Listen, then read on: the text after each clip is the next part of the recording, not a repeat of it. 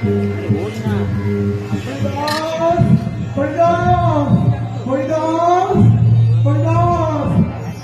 ক্ষমা করে দাও হরিদাস, আমাকে ক্ষমা করে দাও।